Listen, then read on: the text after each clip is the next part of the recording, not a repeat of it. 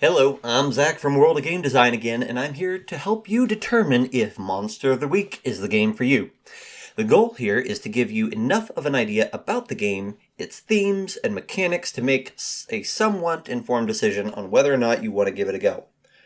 Alright, so here we go. What is Monster of the Week? From publisher Evil Hat Productions, Monster of the Week is a standalone action horror RPG where you hunt high school beasties a la Buffy the Vampire Slayer, travel the country to bring down unnatural creatures like the Winchester brothers of Supernatural, or head up the government investigation like Mulder and Scully. What other games is Monster of the Week like? Well, it uses the Powered by the Apocalypse engine, sometimes called Apocalypse World engine for short. That's the same engine that runs Root, the RPG, Masks, Apocalypse World, City of Mists, you name it, there's a lot. It's definitely not like D&D. It's way, way simpler. Every roll is just rolling 2d6, and we're not going to get into that side of things. There'll be a how to play video where you can check that out, but it's super simple. If you like the following elements, you should play Monster of the Week. A rule system that gets out of the way. You can learn to play in just a few minutes and probably never have to crack open the rulebook again, unless you're the record keeper or the dungeon master. Failing forward is also a big part of the system, so you might like it for that. It's kind of like Dead Halt in that way. You gain experience points by failing your moves. Fail 5 times and you get a new level.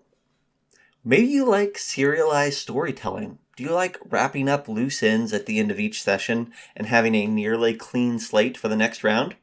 Do you like one-shots? You're going to love this system.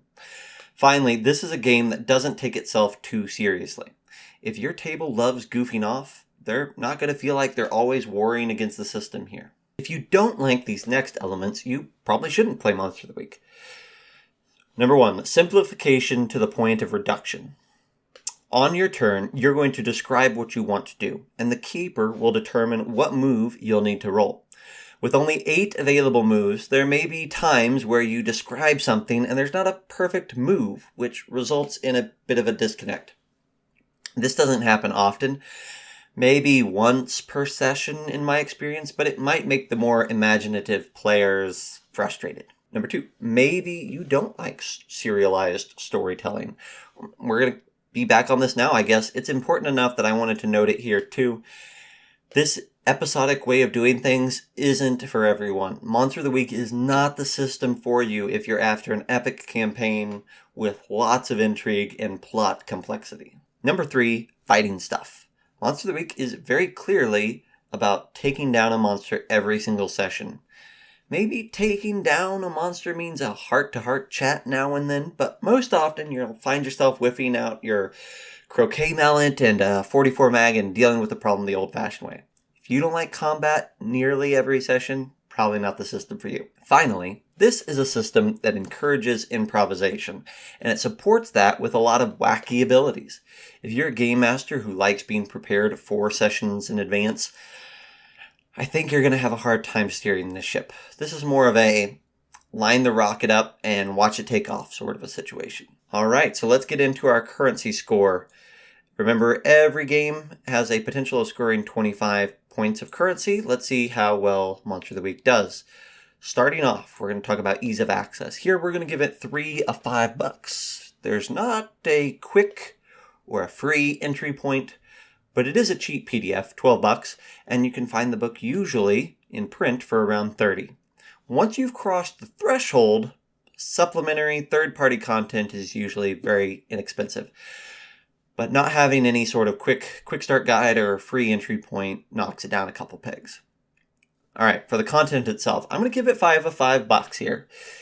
Dare I say it, this book has more content than you need. It's almost exhaustive and includes a couple of mystery adventures to kick you off. I can't imagine a world where you buy this book and feel like it's missing something. Alright, on the system side of things, we're going to give it 4 of $5. The system is nice and clean, but it can definitely feel oversimplified at times.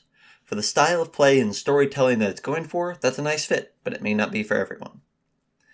Themes, we're going to give that 4 or $5 as well. The book is filled with allusions to other franchises like Buffy and Supernatural, which really helps you hone in on the atmosphere. The only ding here is that someone may very well take to heart the nods that you see to Hellboy, while another gravitates towards Buffy and someone else Scooby-Doo. Weld all that together and you might get a mess, or you might snag something really great. Most of that can be avoided with a good session 0, though. Support. Here we're going to do $3 of $5. Really, this could be higher, but because this is a hack that arguably has surpassed its Apocalypse World predecessor, it's in a weird state. For those of you who don't know, Apocalypse World and Powered by the Apocalypse are the original games. This is a adaptation of that. There's plenty of content being released, but you may have to sift through what's officially Monster of the Week versus Apocalypse World or a different hack, and it's not always clear which one belongs to which. Also, the core book not being on VTT sites is a negative. Alright, final haul out of 25 possible bucks. Monster of the Week nets 19. Pretty good haul, all things considered. If you like this video, consider subscribing to our channel. We have a lot of great content and different playlists all centered around getting you into more RPGs and making those games better. You can also check out our website at www.wogdworldofgamedesign.com for our very own published content. Finally, we have a podcast. It's called Geeks Cant, and it features myself and a few buddies chatting about topics that came up at our gaming tables, Kickstarters, RPG news, Batman all the time, and interviewing creators by the dozens. Go give us a listen if podcasts are your things. We also record these episodes live each and every week on Twitch. Until then, we'll see you next time.